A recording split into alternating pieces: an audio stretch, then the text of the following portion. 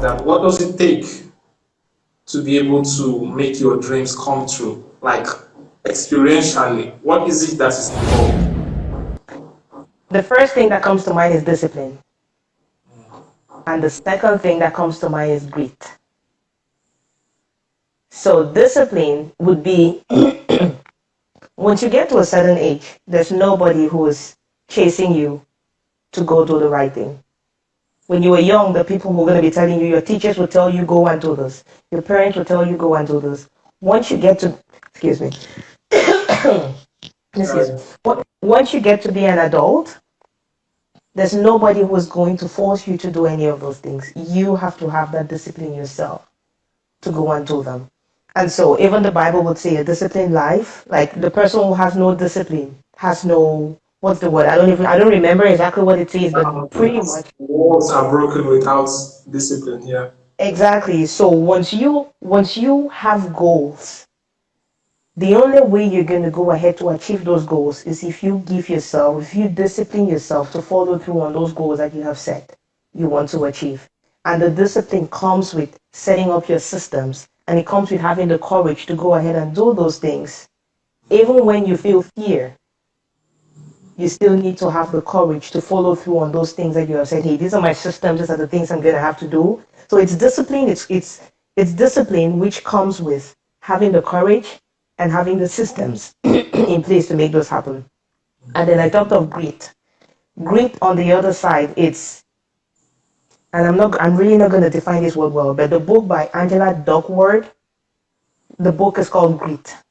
And grit pretty much explains why people within, like, my understanding of it, people within the same situation with the same resources and the same everything, but some would give up way earlier than others are going to.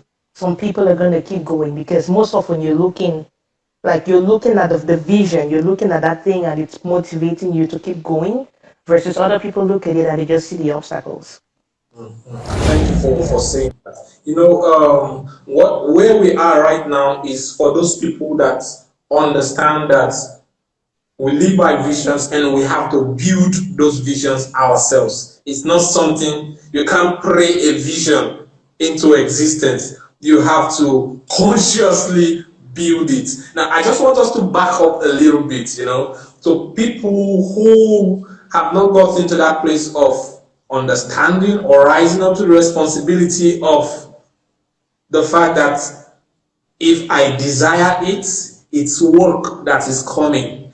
As I am dreaming and saying the things I want to be and imagining and creating and writing, it is work. Like, it's work. I want us to talk about people who think that visions and dreams is something they can just wish and dream about. And by the way, hello to Manifesting My New Journey, and to people joining us, thank you for joining this conversation. And Manifesting New Journey just said, discipline myself to follow those goals and courage. Absolutely. Thank you so much. So I want us to talk about this one. People who have not awoken or come to the awareness of the fact that, hey, as I'm dreaming it, there's this song they are singing right now, Adulthood Has Come. Adulthood has come. The first time I listened to that song, I just knew that it was this subject that they were just talking about. When we were young and we were just dreaming and they were just feeding us. That's awareness and that culture of the fact that, hey, those dreams and those things, they'll ask you, what do you want to be? Is a second way of what work do you want to start doing? So I want to talk about this subject at this moment, the fact that this thing is not something we pray about, it's work. Every dream is work. Please talk about this, Ida. See, let me give you a basic example that everybody is supposed to understand. You see me, so I want to have six-pack. That's a dream. What that dream takes is you have to not eat certain things. You have to exercise every single day. Even when you don't feel like, even when you have an excuse.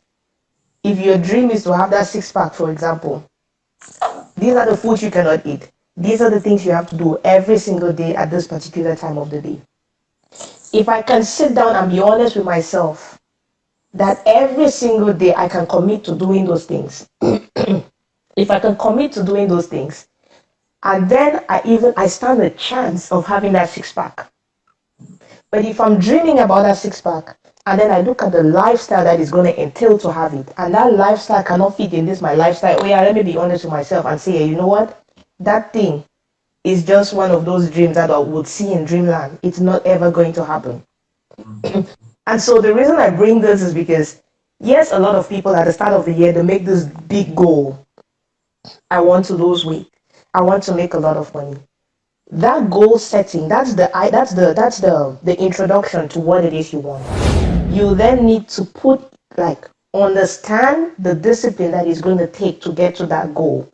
And if you can then map out what it's going to take to get to that goal, and then you see yourself doing those things, then you stand a chance at achieving it. Otherwise, it's just a wish. And that is what we do a lot of times. So we will ask, and this is why it's kind of very counterintuitive, whatever, to ask a young child, what do you want to be when you grow up? I mean, we all ask it.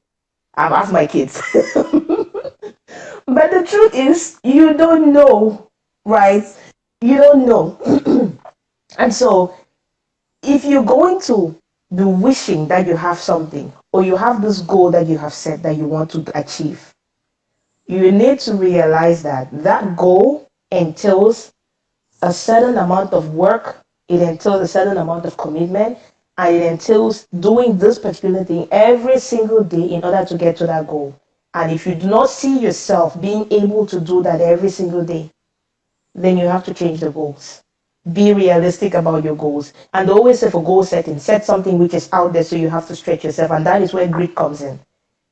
Because everybody who has achieved something significant has grit. Discipline is not enough, right? So you have to go beyond. You see, like you right now, you're coming live every single day. Somebody will look at you and say, hey, Victor has this number of followers. I want to have those number of. Do you know what Victor does to get those number of followers, for example? You say, okay, Ida is getting interviewed in so many places. Do you know what Ida does to be able to get those things? No, if I give you my life, you'll collapse. So don't look. So don't look. That's what we do. We look at the outcome, and we start wishing that we have that outcome, and we don't know the amount of input that goes into getting that thing. And that's the problem that usually comes with this goal setting in the air. Wow, absolutely. Thank you for it. Just reiterates the fact that life is spiritual. All that you see is not all there is. You just talked about if I dash you my life, you better be running.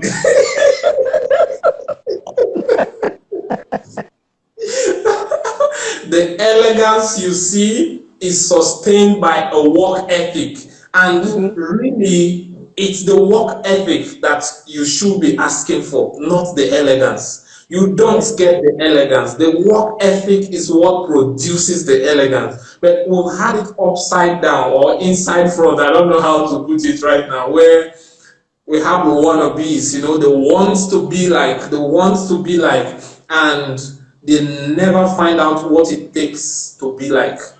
So Yes. I feel there should be a switch in conversation, which is actually the root of what we are talking about today, personal leadership.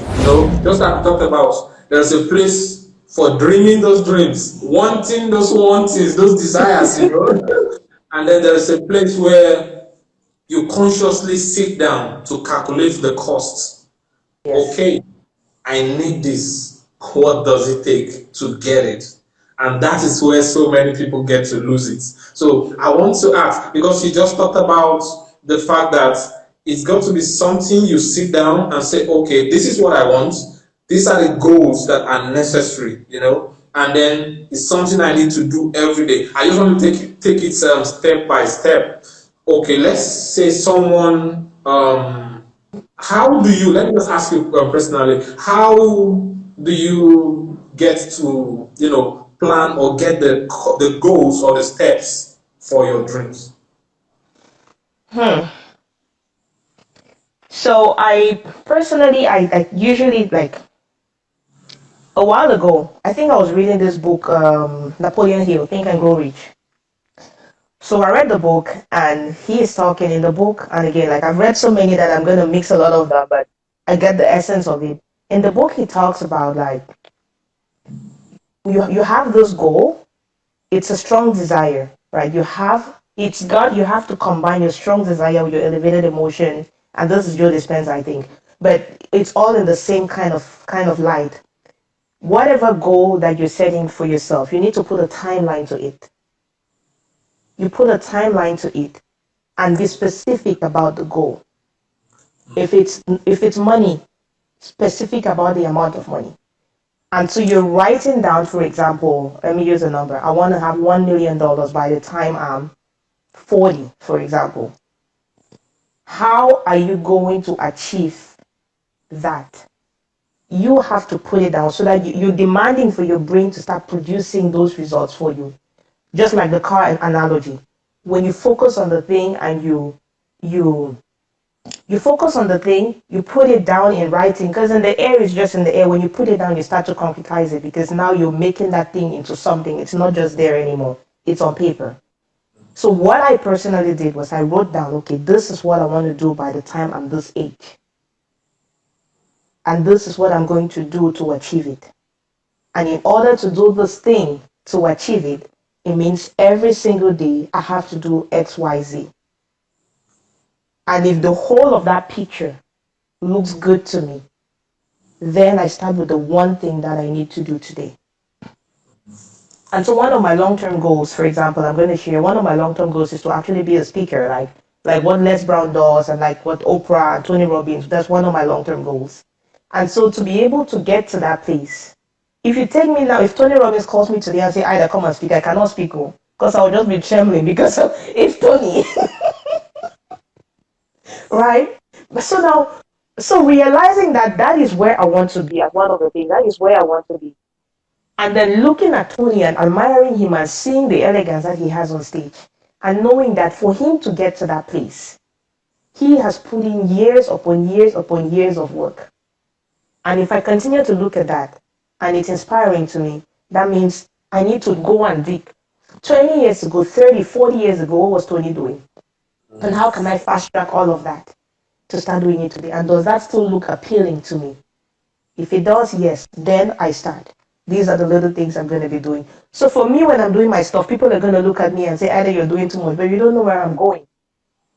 And so that's where it comes to like personal leadership, because you are leading yourself to something and you know where that something is.